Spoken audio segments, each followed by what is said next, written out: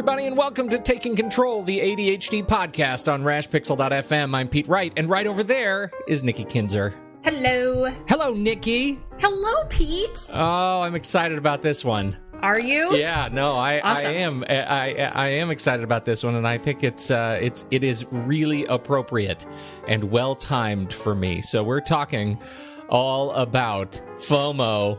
Oh, FOMO. If you don't know what that means, you're probably over 25. Yeah.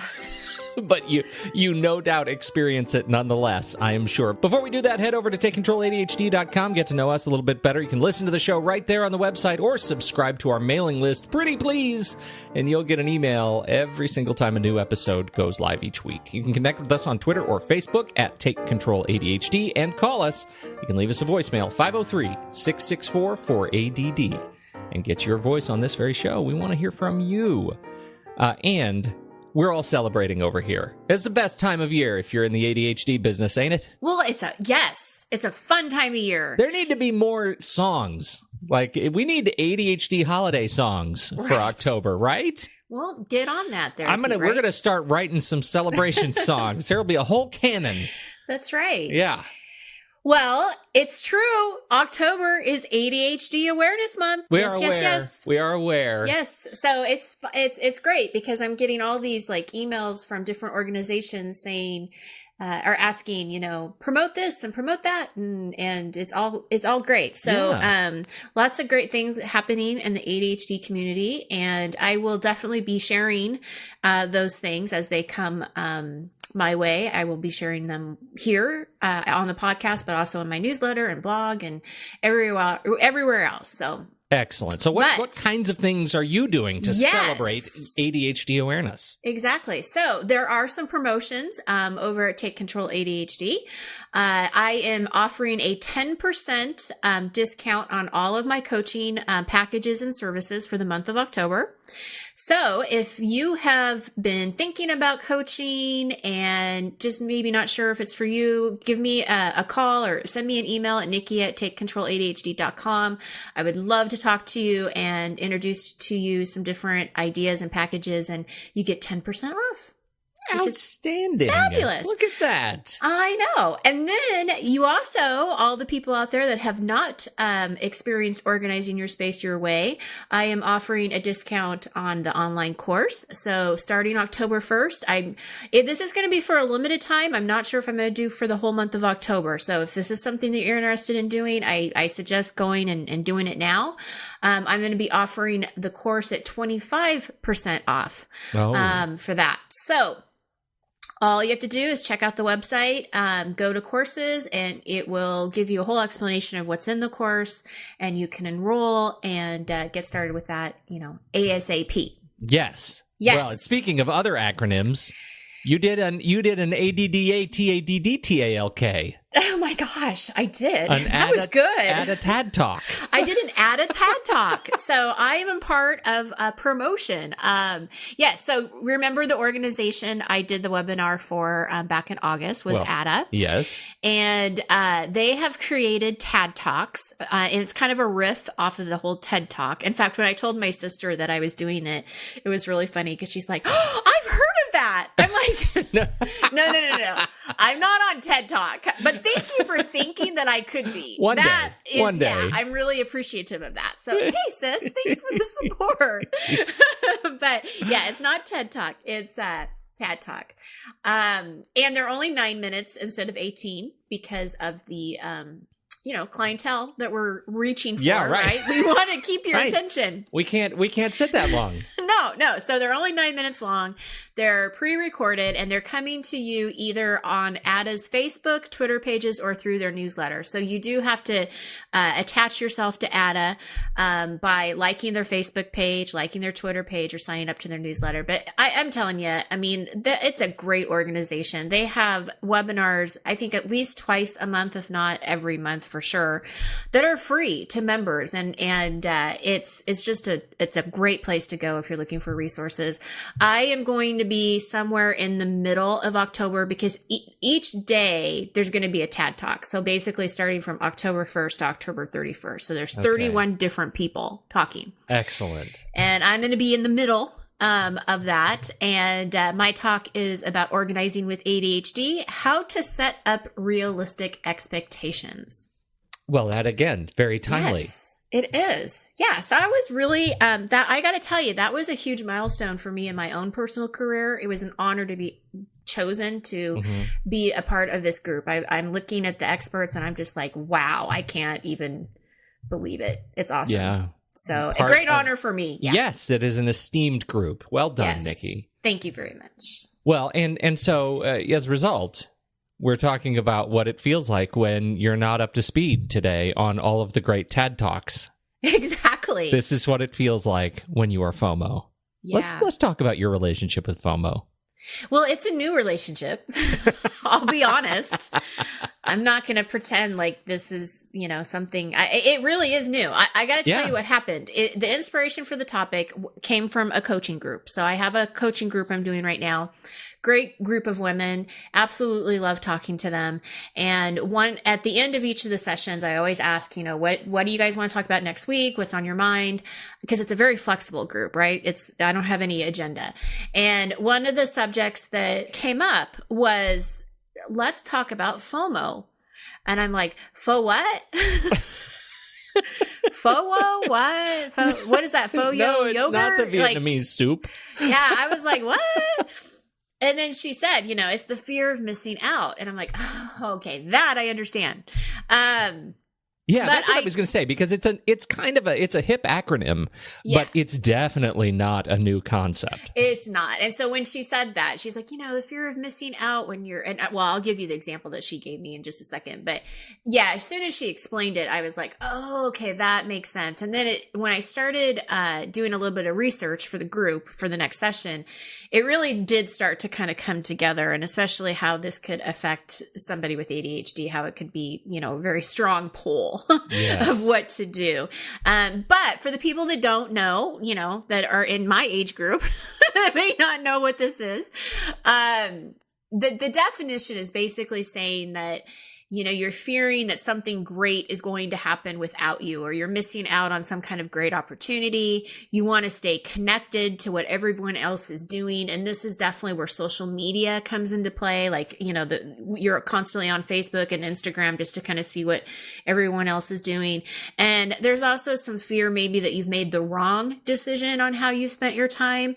And so a lot of kind of like, what if I had done that instead? Would this have happened, or, whatever.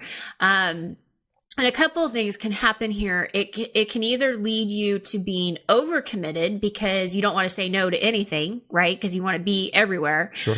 But it could also do the opposite effect and lead you to never committing to anything because you just always kind of want to leave your options open, right? Yeah. And kind of just see, what if something better comes along before I say, yes, I'm going to do that.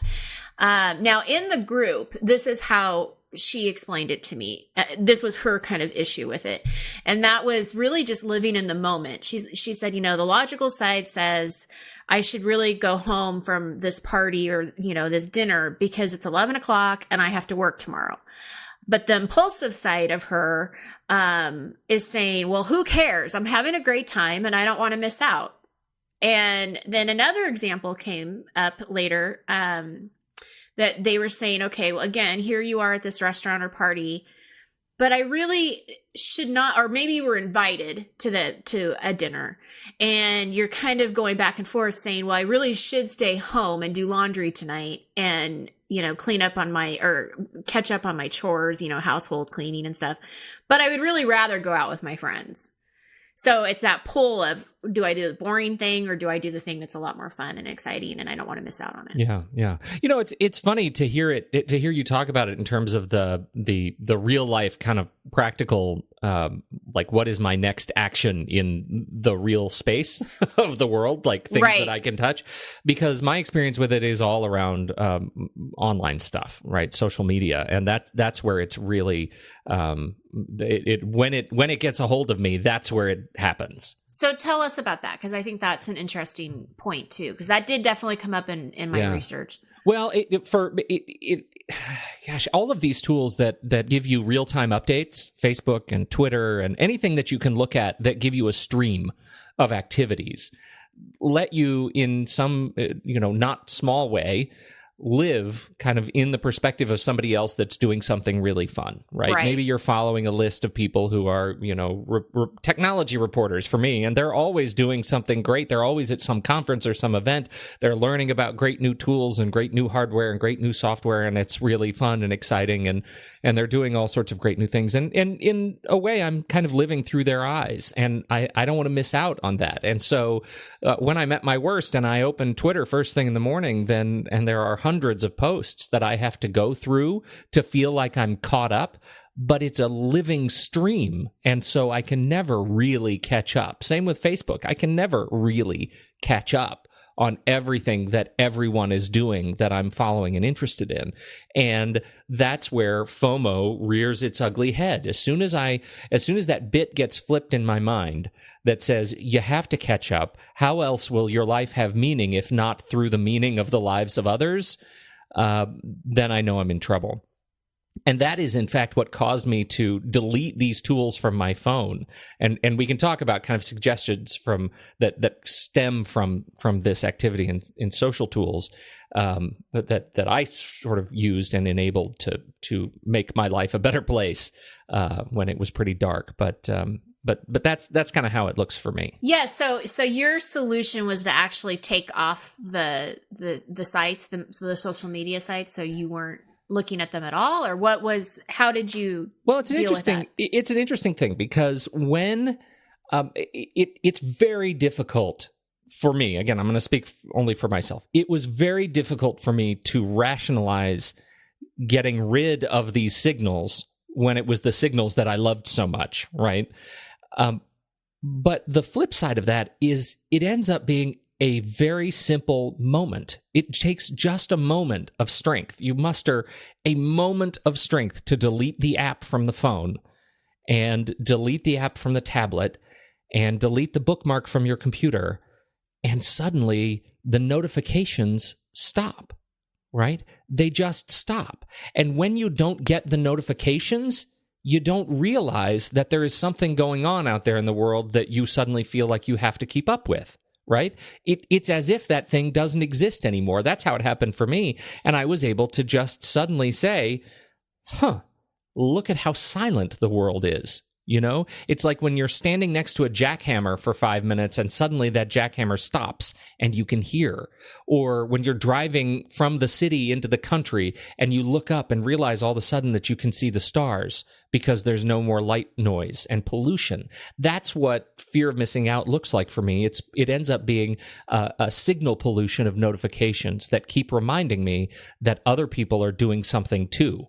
But other people are always doing something too, whether I'm getting notified about it or not. Right. And their activities were getting in the way of me being able to work and focus. And so that ended up being my solution, is remove the signal, muster that singular moment of strength to delete the app, take a break, and move on. I didn't go so far as to delete any accounts.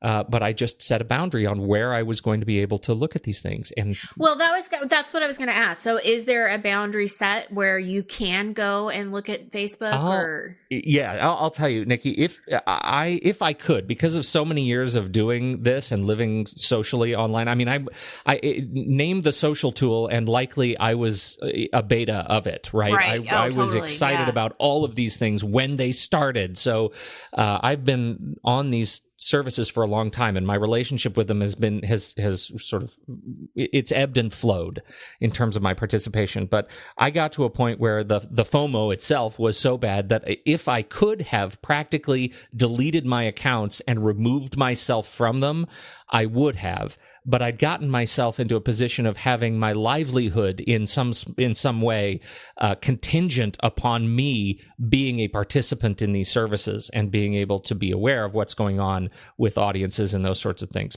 Personally, I would have discontinued and just gone about my life to create. But I couldn't do that. That was not real. So I had to create some rules. And my rules were, whenever I was at my computer during my work hours, I was able to go and log in and do those things. But I did turn off notifications on those sites so that I would only be notified about like mission critical things.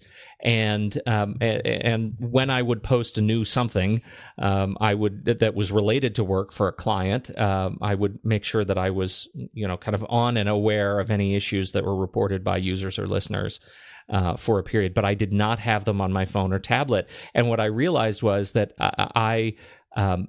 as long as that happened, then since I was only at work during really my work hours, we've talked a lot about my schedule.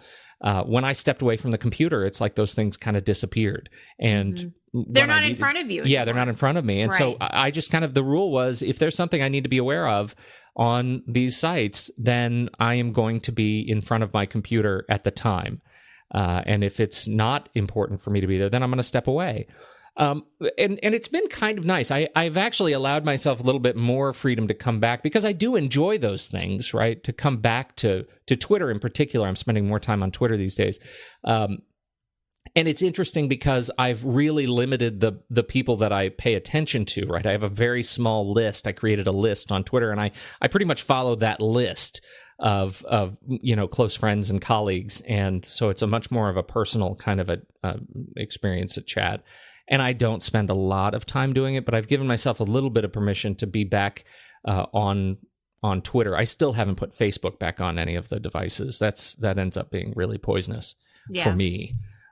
So that's anyhow. Interesting. Yeah. Well, and that actually did get brought up in the group too, where a lot of the members did take those things off of their phones. And so social media was not on their phone, and it was something that they would do at different time, so they weren't exactly what you're saying. It's not in front of them all the time. But I think the analogy for, for the real world, particularly this, when do you have to muster the strength, that one moment of strength to say, I have to go home, or I shouldn't leave the house for that party anyway, or whatever it is, Well, and that's really where our conversation sort of leaned into. And that was the question is, well, so what do you guys think? How do you go home? Like, how do you do it?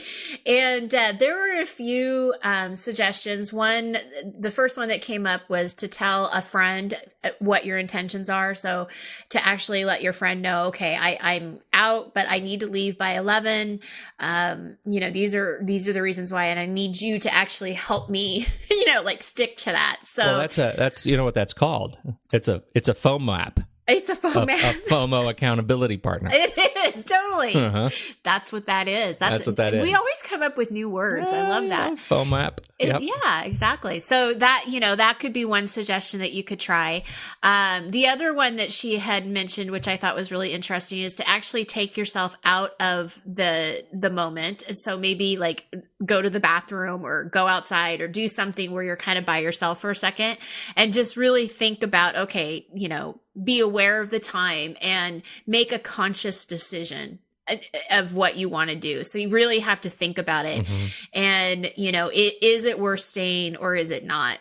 And that is really important. And I love the idea of taking yourself out of the like, that's where that moment of strength is. So you take yourself out of the event just a little bit, because once it's very difficult to make the decision to leave when you're in the middle of it. It's much easier to make the decision when you step outside. Absolutely. And have some clear head. Absolutely. Yeah. Well, and what she was saying is she had a friend who would do this, and then she would just like go home. She wouldn't even necessarily come back and say goodbye. Yeah. She would just kind of leave. And that was sort of like, she was known for that. So nobody was like, necessarily worried about her. They knew that's, she left, she was gone. Yeah. But it was easier for her not to go back into the group and say goodbye. It was just, I'm sure now to send a text and say, hey, I'm leaving, and then go. But so that was the other idea. It's not like she's like going to the bathroom and climbing out a window. Right. At least people are Help aware. Me. I'm with these crazy people. They're making me stay. Yeah. And then we had this really nice conversation about balance, and really just talking about, okay, our lives are meant to be lived, right? We want joy. We want to create memories. And so it was really this kind of conversation of people are important. And we want to be in these, situations, but we also have to have a balance. We can't just go out every single night. But maybe you save the weekend nights, and do whatever you want and not think twice about it. But Monday through Thursday or Sunday through Thursday are a little bit more disciplined, So there was just a lot of kind of talk about balance and intentional planning and, when do you have to do certain things and how is that going to work? And, but really the bottom line was these connections with people. I mean, obviously are important to us. We need to have those. But we need to be smart about it too. And, look at the consequences that are happening and, again, taking that moment to kind of reflect and is it really important right now or should I be going home? Right. And that gets to that sort of next point about intentionality that we've talked about so many times, right? It's that it's this idea of of developing the muscle to be able to say, this is how I'm going to own my time and my space, and I'm not going to allow other people or events to own that time and space. Right. I mean, you're going to protect it, right? I mean, we're going to protect that. Well, and then this is outside of what I talked about in the group, but when I was doing my research, there were a couple other things, actually 3 things that came up that I thought was important around this subject. And I will put the link of this article into the show notes so you can actually read the whole article. But these were the 3 things that really caught my attention. One of the recommendations was just to kind of, it was more of a reminder, I guess, that more isn't necessarily better. But to focus on the kinds of things that enhance the quality, not the quantity of your experiences. So it's not necessarily having to go out every night, but going out once or twice and just having, a fabulous time, right? With the people you love the most. And so I thought that was a really, good reflection. And then I kind of the same lines here is kind of prioritize your activities. Let go of the ones that don't matter. One of the things that did come up in the conversation with my group is, are you choosing to be around negative people or people that are bringing you down? Because sometimes you get kind of sucked into those type of relationships or commitments. And those might be the easiest ones to kind of cut off first, is the ones that don't necessarily mean the most to you. But so really taking a look at where and how you're spending your time. And, when you're talking about social media and you're talking about, looking at what everybody else is doing, one of the reasons I've decreased my amount on social media on a personal level, not business, but on a personal level, is the negativity that I see in my feeds. Yeah, right. And especially with the election right around the corner, it's ridiculous. And I just can't deal with it. I don't want to see all that negativity. So I think it kind of goes both ways, Yeah. And then the last point they had, which I just thought was really great, is to focus on gratitude and really just allow ourselves to deeply appreciate what we have rather than just focusing on what we lack or what we desire. They go on to say that FOMO is a fear of not having something that is necessary for our well-being. Gratitude allows us to count the blessings in our life right now in this moment, where life is actually going on. Yeah. And I thought that was a really nice thing to kind of remember when you're dealing with this too. Well, and it's a great way to wrap up. I think that absolutely summarizes why it feels so good to delete those apps from my phone. Right. Is it allows me to just sort of, everything around me kind of comes into focus after a day or so, and I realize, wow, I really have a great experience right here. The things I can touch are actually really cool. I'm going to touch more of them. Yeah, exactly. Yeah, absolutely. This is great stuff. Share your thoughts, people. We'd like to hear kind of how you overcome FOMO when it reaches. I don't like the acronym. I don't like saying it. It makes me think of like Cujo. Like a foaming, a mouth of teeth that's just foaming, and that's ugh. Maybe that's the experience that it should feel like when you have FOMO. It's just run from that awful dog. That's right. Anyway, well, share your thoughts on Twitter and Facebook. Ironically, Twitter and Facebook, you should write us and let us know your thoughts. When you're on social media, when you're on check social us media, out. isn't that terrible? We're the Anyway. exception. You know what else? You should just call us. That's better. Pick up your phone. You can touch that. Call us and leave us a voicemail. We'd love to hear your thoughts. We'll get them on the show. 503-664-4ADD. Thanks, everybody. On behalf of Nikki Kinzer, I'm Pete Wright, and we probably won't see you all that often on social media. But we will see you right here next week on Taking Control, the ADHD podcast.